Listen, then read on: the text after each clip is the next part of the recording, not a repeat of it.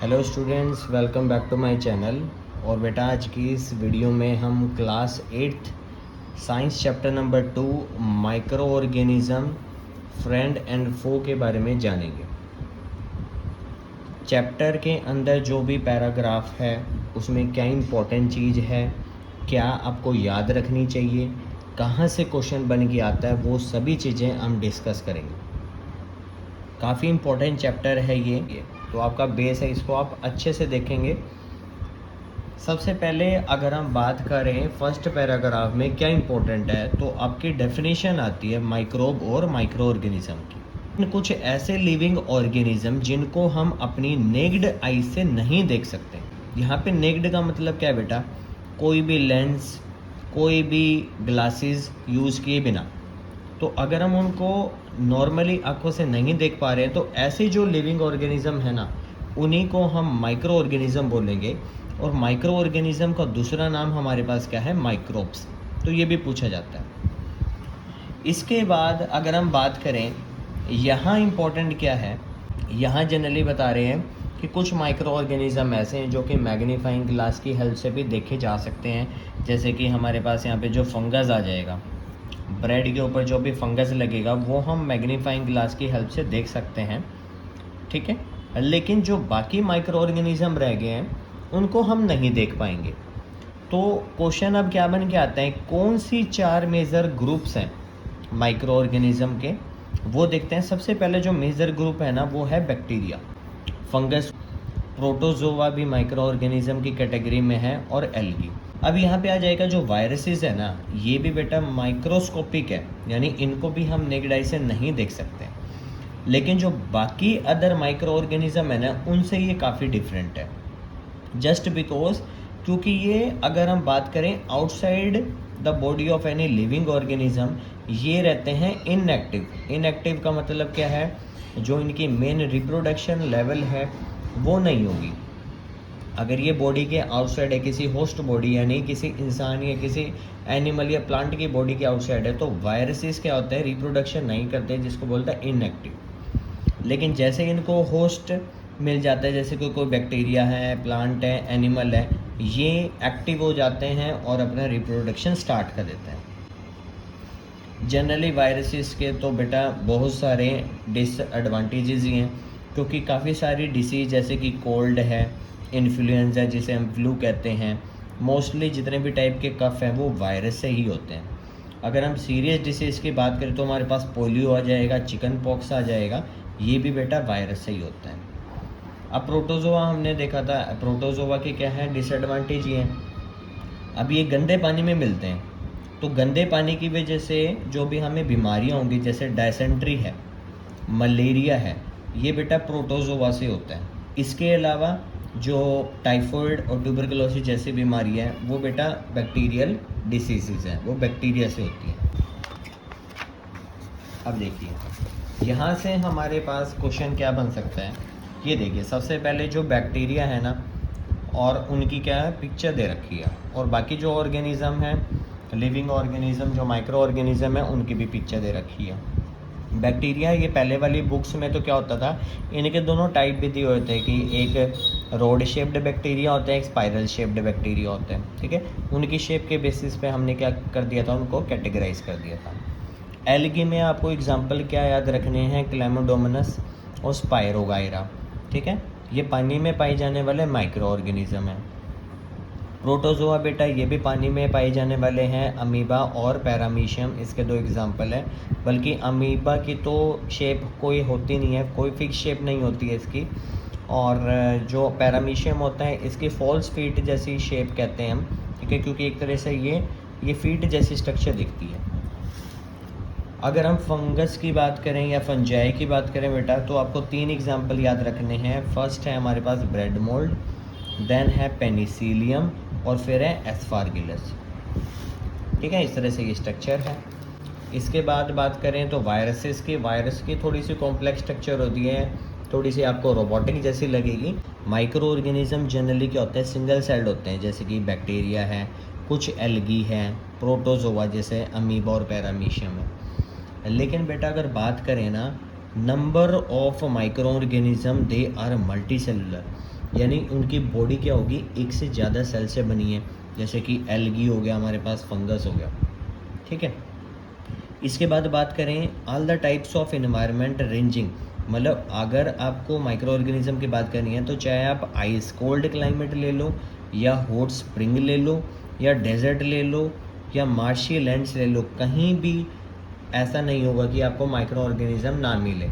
यानी हर environmental condition में micro organism survive कर सकते हैं। यहाँ हमने बेटा बात करनी है माइक्रो ऑर्गेनिज्म के बेनिफिशियल फैक्टर्स की और उनसे जो बीमारियाँ होती हैं उनकी।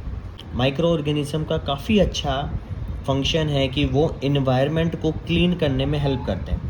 जैसे कि अगर आप ऑर्गेनिक वेस्ट की बात करें, जिसमें कि वेजिटेबल पील आ गई, एनिमल और जो प्लांट वेस्ट हो गया, ह्यूमन फीसिस हो गया, ठीक है, जो वेस्ट मटेरियल है। अब देखो ये क्या करते हैं, बैक्टीरिया का फंक्शन क्या होगा कि इन्वायरमेंट को हार्म किए बिना ये इन्वायरमेंट को क्लीन कर देते हैं। कैसे, जो भी ये कॉम्प्लेक्स मटेरियल है इनको सिंपल मटेरियल में तोड़ देंगे। इसके अलावा बैक्टीरिया का यूज़ मेडिसिन बनाने के लिए किया जाता है। एग्रीकल्चर में आपने पढ़ा है कि चैप्टर नंबर 1 में राइजोबियम नाम का बैक्टीरिया सॉइल फर्टिलिटी इंक्रीज करता है, और वो कैसे, वो नाइट्रोजन को फिक्स करता है। फिक्स यानी वो नाइट्रोजन जो एयर में प्रेजेंट है उसको नाइट्रेट में कन्वर्ट कर देता है, ताकि जो सॉइल है वो इजीली ले सके उस नाइट्रोजन को, जो कि उसकी ग्रोथ में हेल्पफुल है। अगर हम बात करें कर्ड और ब्रेड की, कर्ड के लिए आपको नाम याद रखना है, लैक्टोबैसिलस नाम का बैक्टीरिया होता है। दही जमाने के लिए हम क्या करते हैं, थोड़ा सा जो दही का सैंपल है उसको मिल्क में डाल देते हैं, और उसका जो टेम्परेचर होना चाहिए वो थोड़ा मॉडरेट होना चाहिए, ना ज़्यादा ठंडा होना चाहिए ना ज़्यादा गर्म। उसके बाद क्या होगा, जैसे ही वो मिल्क में ऐड करेंगे ये मल्टीप्लाई होना शुरू हो जाएंगे। जो लैक्टोस है, नेचुरल शुगर मिल्क के अंदर, उसको ये लैक्टिक एसिड में कन्वर्ट कर देते हैं, और लैक्टिक एसिड के कारण ये क्या हो जाता है, कर्ड में कन्वर्ट हो जाता है। इसके अलावा अगर हम बात करें, जो बैक्टीरिया है उसका यूज़ काफ़ी सालों से किया जा रहा है चीज़ बनाने के लिए, पिकल्स बनाने के लिए, और काफ़ी ज़्यादा फूड आइटम्स बनाने के लिए। अगर हम बात करें रवा डोसा, इडली, भटूरा, इनके अंदर क्या होगा, इनके अंदर भी माइक्रो ऑर्गेनिज्म यूज़ किया जाता है। बैक्टीरिया एंड ईस्ट ये दोनों हेल्पफुल है फर्मेंटेशन के लिए। अब देखो इस फर्मेंटेशन को समझते हैं क्या होगा। आपके पास आपने देखा होगा कि जैसे कोई भी ब्रेड बनाना हो या पिज़्ज़ा डो बनाना हो, बेसिकली आपको क्या करना है, थोड़ा सा ईस्ट लेना है, उसको वाटर में हम डाल देंगे little bit salt and sugar के साथ। ये इसको एक्टिवेट करने में हेल्पफुल होता है। जैसे ये थोड़ा सा सॉल्यूशन अगर आप 5-7 मिनट इसको रखेंगे, उसके बाद क्या करना है, इसको मैदे में डाल देना है। मैदे में डाल के इसका आटा गूंद लेना है। अब इससे होगा क्या, जब उसको आप 10-15 मिनट के लिए रख देंगे तो उसमें कार्बन डाइऑक्साइड प्रोड्यूस होगी। अब ईस्ट क्या करता है, रैपिडली वो कार्बन डाइऑक्साइड प्रोड्यूस करेगा, ठीक है, रेस्पिरेशन करने के लिए, जिस वजह से वो अपना क्या करेगा, वॉल्यूम इंक्रीज कर लेगा। जो छोटा सा बना था वो अब काफ़ी ज़्यादा फूल जाता है, वो फ्लफ़ी हो जाता है, जस्ट बिकॉज उसके अंदर कार्बन डाइऑक्साइड गैस फिल्ड हो जाती है। अगर हम और कमर्शियल यूजेस की बात करें माइक्रो ऑर्गेनिज्म की, तो हमने बात किया था कि काफ़ी सालों से अल्कोहल बनाने के लिए, वाइन बनाने के लिए, और एसिटिक एसिड जिसको हम विनेगर कहते हैं, ठीक है, जो चाइनीज़ फूड में यूज़ किया जाता है, वो बनाने के लिए यूज़ किया जाता है माइक्रो ऑर्गेनिज्म का। अब कौन सा माइक्रो ऑर्गेनिज्म यूज़ किया जाएगा, यहाँ बात आ जाती है ईस्ट की। ईस्ट भी क्या होता है, वैसे तो इनएक्टिव माइक्रो ऑर्गेनिज्म है, जैसे ही उसको वाटर, सॉल्ट और शुगर जैसी कंडीशन मिल जाएगी, वो भी क्या कर देगा, मल्टीप्लाई होना शुरू हो जाएगा और कार्बन डाइऑक्साइड रिलीज़ करना शुरू कर देगा।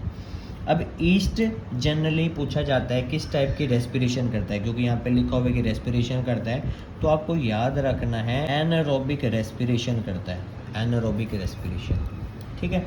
अब एनारोबिक रेस्पिरेशन से क्या होगा, उसके अंदर कोई भी ऑक्सीजन नहीं होगी, जिसकी वजह से जो नेचुरल शुगर है, जो भी बार्ले में, वीट में, राइस में या क्रश्ड फ्रूट जूसेस में, उस शुगर को वो अल्कोहल या फिर एसिड में कन्वर्ट कर देते हैं।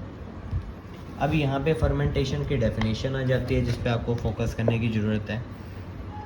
अब देखो, फर्मेंटेशन इज़ ए प्रोसेस, एक ऐसा प्रोसेस है जिसमें शुगर को हम अल्कोहल में कन्वर्ट करते हैं। याद रखने वाली बात क्या है कि 1 मार्क क्वेश्चन में साइंटिस्ट का नाम भी पूछा जाता है, जैसे लुईस पास्चर ने 1857 में फर्मेंटेशन के बारे में बताया।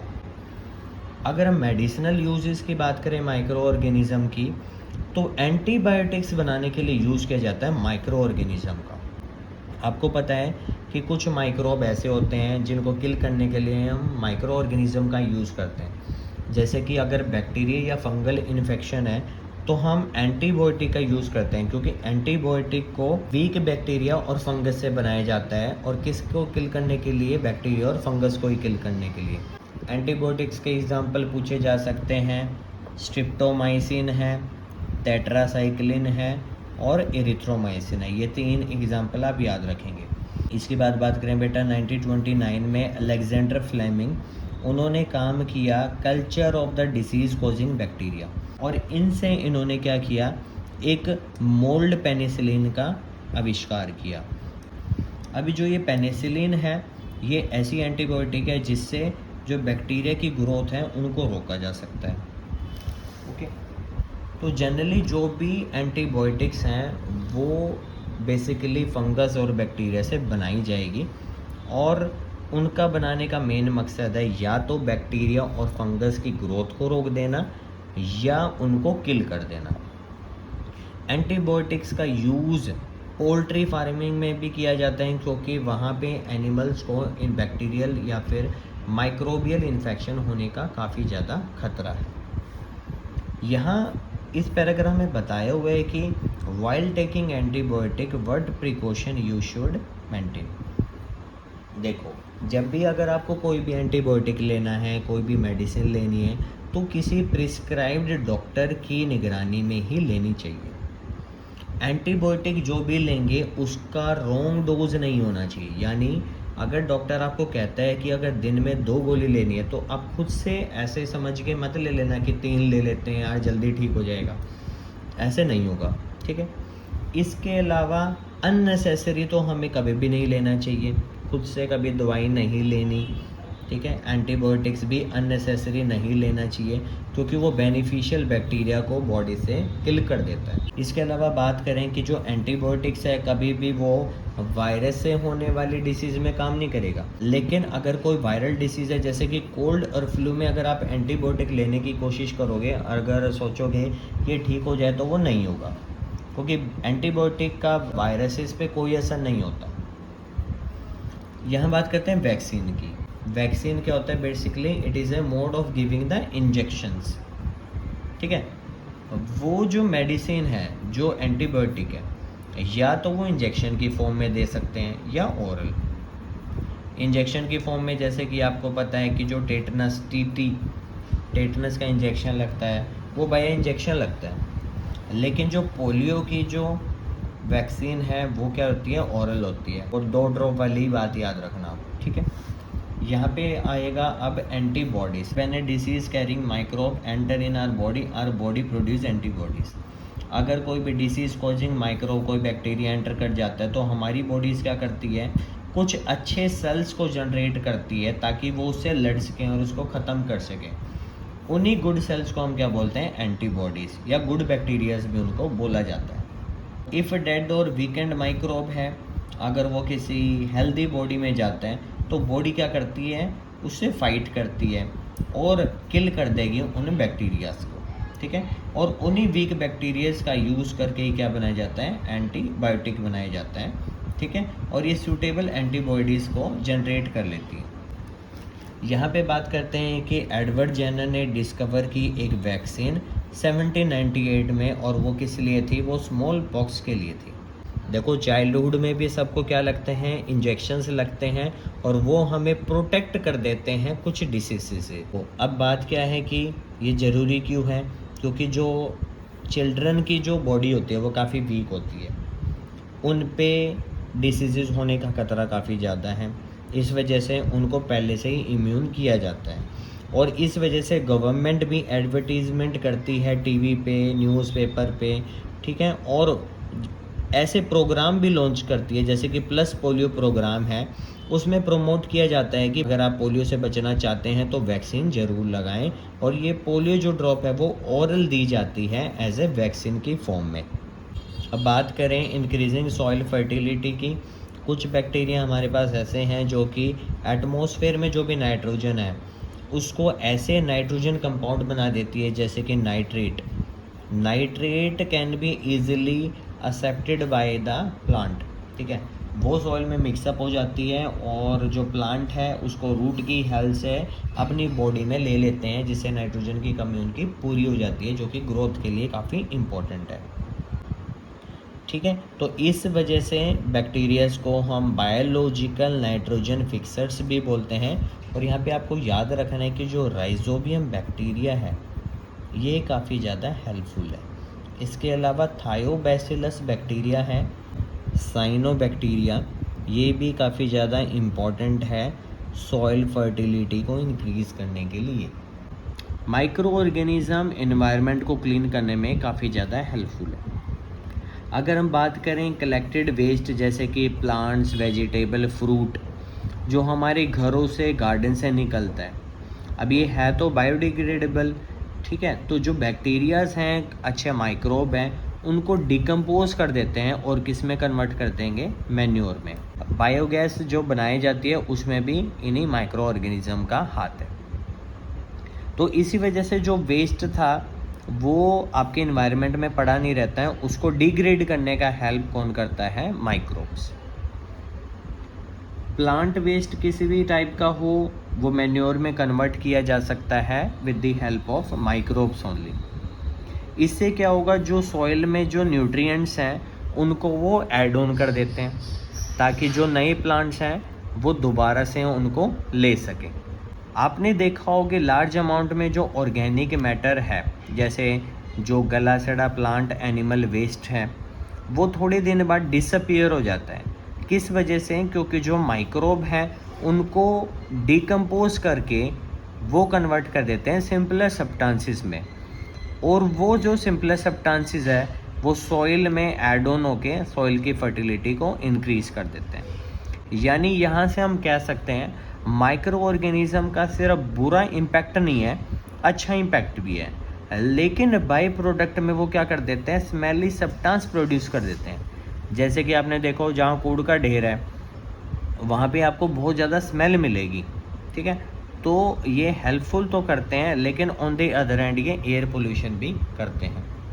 जैसे कि हार्मफुल माइक्रो ऑर्गेनिज्म क्या होंगे, ये जनरली ह्यूमन बीइंग में और एनिमल्स में, प्लांट्स में जाकर ऐसे बीमारियां कर देते हैं जिनसे उनके बॉडी ऑर्गन्स पे काफ़ी ज़्यादा इम्पैक्ट होता है। ऐसे माइक्रो ऑर्गेनिज्म जो कि किसी भी होस्ट एनिमल, जैसे कि प्लांट में, एनिमल में, ह्यूमन बीइंग में आकर उनको बीमारी करता है, ऐसे टाइप के माइक्रो ऑर्गेनिज्म को हम पैथोजेंस बोलते हैं। और ये जो प्लांट्स और एनिमल के साथ साथ खाने को भी स्पॉइल कर देते हैं, क्लोथिंग को भी ख़राब कर देते हैं, लेदर तक को भी ख़राब कर देते हैं। अब बात करते हैं कम्युनिकेबल और नॉन कम्युनिकेबल डिसीज़ में क्या फ़र्क है। बेटा, कम्युनिकेबल डिसीज़ नाम से ही पता चल रहा है ये कम्युनिकेट हो सकते हैं, यानी किसी भी इन्फेक्टेड पर्सन से, इन्फेक्टेड पर्सन यानी जिसको बीमारी है, उससे ये हेल्दी पर्सन में बीमारी को फैला सकते हैं। और वो भी किस किस मोड से, एयर से, फूड से, वाटर से, फिजिकल टच से, सेक्सुअल कांटेक्ट से और वेक्टर से। ठीक है, यानी कम्युनिकेबल ऐसे डिसीज़ होते हैं बेटा जो कि इन्फेक्टेड पर्सन से हेल्दी पर्सन में चली जाएंगी, air, water, food, physical touch, sexual contact या वेक्टर से। अब बात करते हैं यहाँ पे जो वेक्टर्स है वो क्या है। आपने देखा होगा कि कुछ बीमारी क्या होते हैं, मॉस्किटो से फैलती है जनरली, और जनरली वो क्या है, फीमेल होती हैं। अब फीमेल एनोफिलिस मॉस्किटो है जो कि क्या करता है, वो मलेरिया करता है। अब मलेरिया का डायरेक्ट कोज ये नहीं है, वो तो माइक्रो ऑर्गेनिज्म से होगा। और यहाँ पे माइक्रो ऑर्गेनिज्म क्या है, जनरली एक प्लाज्मोडियम है। प्लाज्मोडियम एग्जाम्पल है प्रोटोजोआ का। ठीक है, एक टाइप का प्रोटोजोआ है प्लाज्मोडियम, इसकी वजह से मलेरिया होता है। लेकिन इसको एनिमल की बॉडी में एंटर कराएगा कौन, वो कराता है ये फीमेल एनोफिलिस मॉस्किटो। इनको वेक्टर्स या फिर कैरियर्स नाम दिया गया है, ये ऐसे इंसेक्ट और एनिमल हैं जो कि माइक्रोब को ह्यूमन बॉडी या फिर जो प्लांट बॉडी या कोई भी एनिमल की बॉडी है उसमें एंटर कराने में हेल्पफुल है। इस वजह से हमें क्या करना चाहिए, जो खाना है उसको खुला नहीं छोड़ना चाहिए, क्योंकि ऐसे जो वेक्टर्स होते हैं वो खाने के ऊपर बैठ जाएंगे और वो कॉन्टामिनेटेड फूड अगर हम खा लेंगे तो उससे बीमारी हो सकती है, जैसे कि कोल्ड्रा डिसीज़ हो सकती है। इसके अलावा जो फीमेल एडिस मॉस्किटो है वो डेंगू वायरस को फैलाने में हेल्पफुल है, यानी ये वेक्टर का एग्जांपल है एडिस मॉस्किटो। अब जो ये वेक्टर्स हैं इनकी ग्रोथ कैसे हो रही है, ये जनरली ब्रीड करते हैं बेटा वाटर में, और आपको याद रखने की बात है ये स्टेगनेंट वाटर में ग्रो करते हैं और कभी भी ये गंदे पानी में नहीं करते, जनरली ये करते हैं फ्रेश वाटर में। कि अगर आप सोचो कि हाँ यहाँ तो पानी साफ़ रखा हुआ है, इसमें मटके में कैसे मच्छर उग सकते हैं। मच्छर को क्या चाहिए, रुका हुआ पानी चाहिए, स्टेगनेंट वाटर चाहिए, चाहे वो कूलर में हो, टायर में हो, फ्लावर पॉट में हो, चाहे आपने कौवे के लिए पानी रखा हो, चाहे आपने किसी एनिमल के लिए पानी रखा हुआ है, अगर वो रुका हुआ पानी है तो उसमें मॉस्किटो ज़रूर उगेंगे। अब मॉस्किटो ग्रो करेंगे, वो ब्रीडिंग करेंगे, जिससे बीमारियां बहुत ज़्यादा फैलाएंगी। अगर मलेरिया को अगर हम ख़त्म करना चाहते हैं तो सबसे पहले मच्छरों की जो ब्रीडिंग है उनको कंट्रोल करना पड़ेगा। अब बात कर लेते हैं बेटा, यहाँ पे हमारे पास टेबल आ जाती है जिसमें लिखा हुआ है कि कौन कौन सी ह्यूमन डिसीज़ हैं, उनके पॉजिटिव माइक्रो ऑर्गेनिज़म यानी कौन से माइक्रो ऑर्गेनिज़म से वो पर्टिकुलर बीमारी हो सकती है। मोड ऑफ ट्रांसमिशन का मतलब है कि जो माइक्रो ऑर्गेनिज़म है वो किस तरह से एंटर कर सकते हैं ह्यूमन बीइंग में, और प्रिवेंटिव मेजर का मतलब होता है कि कैसे उनको प्रिवेंट किया जा सकता है कि वो ह्यूमन बॉडी में एंटर ना करें। जैसे कि एग्जांपल देखते हैं, कुछ जो डिसीज़ हैं जो जनरली एयर और वाटर या कॉन्टैक्ट से होती हैं, जैसे कि ट्यूबरकुलोसिस है, माइसिल्स है, चिकन पॉक्स है, पोलियो है, इनके माइक्रो ऑर्गेनिज़म भी डिफरेंट है। ट्यूबरकुलोसिस बैक्टीरिया से होती है, माइसिल वायरस से है, चिकन पॉक्स वायरस से है, पोलियो वायरस से है।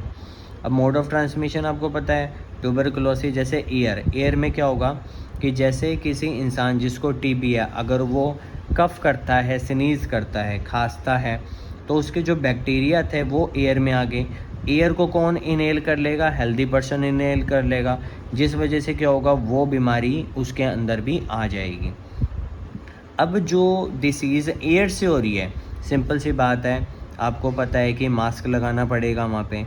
इसके अलावा ऐसे जो पेशेंट होते हैं उनको आइसोलेशन में रखा जाता है अलग, ठीक है, उनको एक अलग कमरे में रखा जाता है और वैक्सीन भी सूटेबल एज में दी जानी चाहिए, माइसिल्स की दी जाती है। अब कोल्ड्रा टाइफाइड जैसे बीमारियां हैं वो वाटर से फैलती हैं, कॉन्टामिनेटेड वाटर से। ये दोनों बीमारियां बैक्टीरिया से ही होती है। आपको पता है कि अगर आप पानी गंदा पी रहे हैं तो बीमारी होगी, तो आप क्या करो, बॉइल्ड वाटर ड्रिंक करो, ठीक है, साफ़ सुथरा अच्छा पानी पियोगे तो उससे क्या होगा, कम चांसेस होंगे आपको ये बैक्टीरिया हमारी बॉडी में ना आ जाएं और ऐसे बीमारियां हमें ना हों। अब बात करते हैं हेपेटाइटिस से। ये पानी से होती है, लेकिन जो इसका माइक्रो ऑर्गेनिज़म है वो वायरस है, तो बॉयल करके पानी पीना है ताकि जो बैक्टीरिया वायरस उसके अंदर है वो मर जाएं। मलेरिया प्रोटोजोआ से होता है, और प्रोटोजोआ को कौन कैरी करता है, मॉस्किटो। मॉस्किटो स्प्रे यूज़ करना पड़ेगा ताकि मॉस्किटो की ब्रीडिंग को रोक सकें। Diseases causing micro organism in animals. Robert Koch ने डिस्कवर किया ऐसा बैक्टीरिया जिसकी वजह से एंथ्रेक्स डिसीज़ हो रही थी, और उस बैक्टीरिया का नाम क्या है, बैसिलस एंथ्रेसिस। ओके, अब देखो बहुत सारी जो कैटल्स है, कैटल जैसे कि गाय भैंस है, उनके अंदर माउथ डिसीज़ हो जाती है, वो बैक्टीरिया की वजह से होती है, वायरस की वजह से भी हो सकती है। अब प्लांट्स के डिसीज़ की बात करेंगे। प्लांट्स में अगर कोई डिसीज़ होती है ना, उसकी ईल्ड को ख़त्म कर देगी। ईल्ड होती है कि प्रोडक्शन परसेंटेज कम होगा, यानी जितना हम ग्रो करना चाहते हैं उतना नहीं होगा। इस वजह से हम क्या करते हैं, केमिकल्स का भी यूज़ करते हैं ताकि उन माइक्रो ऑर्गेनिजम्स को किल किया जा सके। यहाँ पे हमारे पास 3 एग्जांपल है। सिट्रस कैंकर डिसीज़, ये कोज होती है बैक्टीरिया से प्लांट्स में, और ये ट्रांसमिट होती है ईयर से। रस्ट ऑफ व्हीट, ये फंगस से होती है और एयर या फिर सीड से फैल सकती है, इन्फेक्टेड सीड से। Yellow vein of mosaic of भिंडी, ओकरा, ये वायरस से होती है और ये जनरली इंसेक्ट से फैलती है। अब बात करते हैं food poison. Food poison generally क्या होगा, जो खाना कॉन्टामिनेटेड है, जैसे कि खाना अगर आप कई दिन के लिए रख दो, उस पर फंगस उग जाती है। अगर वो फंगस वाला फूड अगर आप खा लो तो उससे क्या होगा, फूड पॉइजन हो सकता है। फूड पॉइजन का जो मेजर इम्पैक्ट है वो वॉमिटिंग होगा, आपको हॉस्पिटलाइज होना पड़ सकता है, काफ़ी इंटेंस पेन होता है स्टमक में। अगर ग्रोथ ज़्यादा हो जाती है तो वो टॉक्सिक सब्सटेंस प्रोड्यूस कर देता है और इससे अल्टीमेट डेथ भी हो सकती है, मतलब इतना ज़्यादा डेंजरस है ये। फूड प्रिजर्वेशन की बात करें, देखो ऐसा नहीं होता कि जो खाना हमने बनाए वो हम same time same day consume कर लें। फ्रेश फूड बनाएं, काफ़ी ज़्यादा हम कोशिश तो यही करते हैं, लेकिन अगर हम बात करें ऐसी कंट्रीज़ की जैसे कि यूरोपियन कंट्रीज़ हैं, वहाँ पे ठंड इतनी होती है, वहाँ तो ग्रो होते नहीं है वेजिटेबल फ्रूट, और जो फूड मटेरियल है वो यहाँ दूसरी कंट्री से एक्सपोर्ट किया जाता है और उसको लंबे समय के लिए रखना भी है क्योंकि एक्सपोर्ट में काफ़ी ज़्यादा खर्चा आता है। तो फूड प्रिजर्वेशन टेक्निक आई ताकि जो फूड है जो स्पॉइल हो रहा है उससे हम बचा सकें। कुछ केमिकल्स यूज़ करके उसको प्रिजर्व किया जा सकता है और कुछ बेसिक टेक्निक भी है, घर की रेमेडियल्स भी हैं जिनसे यूज़ करके हम खाने को बचा सकते हैं। सबसे पहले हमारे पास केमिकल मेथड आता है जिसके अंदर प्रिजर्वेटिव की डेफिनेशन है। प्रिजर्वेटिव ऐसे सब्सटेंसेस हैं, ऐसे केमिकल हैं जिनका यूज़ करके हम जो माइक्रो ऑर्गेनिज्म की ग्रोथ है उनको रोक सकते हैं। अगर हम केमिकल प्रिजर्वेटिव की बात करें तो दो एग्जांपल आपको याद रखने हैं, sodium benzoate and sodium metabisulphide. ये दोनों एग्जांपल फिलिंग द ब्लैंक्स की फॉर्म में पूछे जा सकते हैं, एमसीक्यू में आ सकते हैं, या फिर बड़ा क्वेश्चन भी आ सकता है कि केमिकल मेथड को अगर आप समझाएं कि किस तरह से फूड प्रिजर्वेशन में हेल्प करते हैं। सॉल्ट यानी NaCl का यूज़ करके भी आप जो टेबल सॉल्ट खाते हैं घर में उसका यूज़ करके भी काफ़ी ज़्यादा फूड मटेरियल को स्टोर कर सकते हैं और ये काफ़ी सालों से करता आ रहे हैं। तो मीट है, फिशेस हैं, इनको प्रिजर्व किया जाता है ड्राई सॉल्ट से और वो बैक्टीरिया की ग्रोथ को ख़त्म कर देता है। इसके अलावा आंवला है, रो मैंगो है, कच्चे आम है, इमली है, उसको भी हम सॉल्टिंग की हेल्प से नमक लगा के काफ़ी टाइम तक प्रिजर्व करके रखते हैं। शुगर का यूज़ किया जाता है, जैसे जैम, जेली, स्क्वाशेस, इनको शुगर डाल के प्रिजर्व किया जाता है। शुगर का काम क्या है, जो मॉइस्चर है उसको वो सोख लेता है। अब मॉइस्चर सोख लेगा, आपको पता है कि जो मॉइस्चर है उसकी वजह से ही जो माइक्रो ऑर्गेनिज्म है वो ग्रो करते हैं। अगर मॉइस्चर नहीं रहेगा तो क्या होगा, उनकी ग्रोथ भी रुक जाएगी, खाना प्रिजर्व रहेगा। Preservation by oil and vinegar देखते हैं। ऑयल और विनेगर का यूज़ करके भी हम पिकल्स को प्रिजर्व कर सकते हैं। बैक्टीरिया इस कंडीशन में ग्रो नहीं करते। Vegetable, fresh fruit, fishes, meat को भी प्रिजर्व किया जाता है। हॉट एंड कोल्ड ट्रीटमेंट, आपको पता है कि दूध को गर्म किया जाता है उबाल के, उससे क्या होगा, बैक्टीरिया से मर जाते हैं और उसके लाइफ बढ़ जाती है।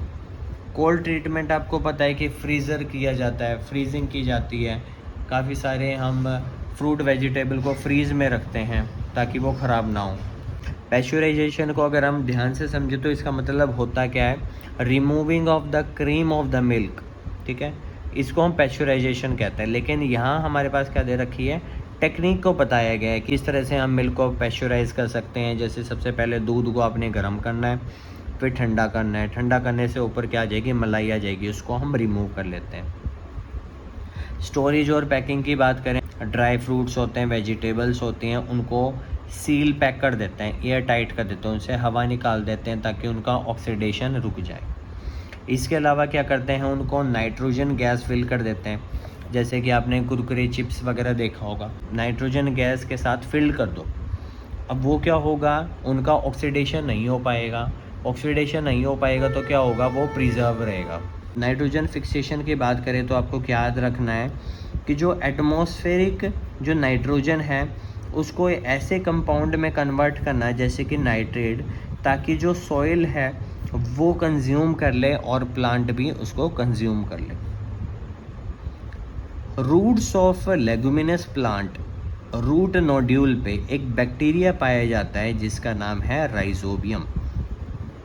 उस राइजोबियम का काम क्या है, देखो एटमॉस्फेयर में हमारे पास 78% है अप्रोक्सीमेटली नाइट्रोजन, लेकिन प्लांट्स इतने कैपेबल नहीं है कि वो उस नाइट्रोजन को डायरेक्ट ले स्टोमेटा से। तो क्या होता है, कुछ नाइट्रोजन फिक्सिंग बैक्टीरिया जैसे कि राइजोबियम उस नाइट्रोजन को नाइट्रेट में कन्वर्ट कर देता है। ये जहाँ लिख रखा है कि नाइट्रोजनस कंपाउंड वो है नाइट्रेट। ये जो नाइट्रेट है ये सॉइल के अंदर मिक्सअप हो जाएंगे, ठीक है। इनसे क्या होगा, जो ये नाइट्रेट कंपाउंड है ये प्लांट कंज्यूम कर लेंगे वाया रूट्स। अब या तो इन प्लांट्स को कौन खा लेगा, एनिमल, या फिर जो ये प्लांट्स है खुद डीके होके सॉइल के अंदर मिक्सअप हो जाएंगे, जिससे कि सॉइल की फर्टिलिटी बढ़ रही है। या फिर जो एनिमल जिसने कि प्लांट खाया, अब वो वेस्ट मटेरियल भी तो एक्सक्रीट करेगा। उस वेस्ट मटेरियल में भी क्या होगा, नाइट्रोजन कंपाउंड होते हैं जो कि सॉइल की फर्टिलिटी को फिर से इम्प्रूव कर देते हैं। कुछ ऐसे बैक्टीरिया भी होते हैं जो नाइट्रोजन कंपाउंड है उनको तोड़ के फिर से नाइट्रोजन में कन्वर्ट कर देते हैं। ये क्यों होता है, क्योंकि अगर सारी की सारी नाइट्रोजन कन्वर्ट होती रहती तो यहाँ पे परसेंटेज कम होनी चाहिए थी, लेकिन ये साइकिल है चलती रहती है। सबसे पहले अगर नाइट्रोजन से नाइट्रेट की बात करें by the help of rhizobium, इस प्रोसेस को बोला जाता है नाइट्रोजन फिक्सेशन। अगर हम बात करें रिवर्स प्रोसेस की, नाइट्रेट से नाइट्रोजन जाने का प्रोसेस, उसको बोला जाता है डीनाइट्रिफिकेशन या डीनाइट्रीफिक्सेशन, ठीक है। और यहाँ पे क्या होगा, हमारे पास थायोबैसिलस बैक्टीरिया रिस्पॉन्सिबल है, ठीक है। इसके अलावा ब्लू ग्रीन एल्गी भी रिस्पॉन्सिबल है, राइजोबियम की तरह ये नाइट्रोजन को नाइट्रेट में कन्वर्ट कर देती है। साइनोबैक्टीरिया भी रिस्पॉन्सिबल है, ठीक है। तो ये नाइट्रोजन साइकिल काफ़ी ज़्यादा इम्पॉर्टेंट है। इससे रिलेटेड कोई भी डाउट है तो आप कमेंट में पूछ सकते हैं, ठीक है। अगर आप इस चैनल पे न्यू हैं तो चैनल को सब्सक्राइब जरूर कर लेना बेटा। टाइम टू टाइम जो भी चैप्टर्स आपके सिलेबस से रिलेटेड हैं वो भी मैं आगे कराता रहूँगा। तो आप कमेंट बॉक्स में जो भी प्रॉब्लम है आप वो भी बता देना कि कोई पर्टिकुलर टॉपिक पे अगर आपको दोबारा समझना है या फिर डिटेल स्टडी चाहिए या फिर किसी भी क्वेश्चन में प्रॉब्लम है वो भी हम डिस्कस कर सकते हैं। So I again thank you so much. Channel को सब्सक्राइब कर लेना और अपने फ्रेंड्स के साथ भी ये वीडियो शेयर करना ताकि बेटा उनके भी डाउट क्लियर हो सकें।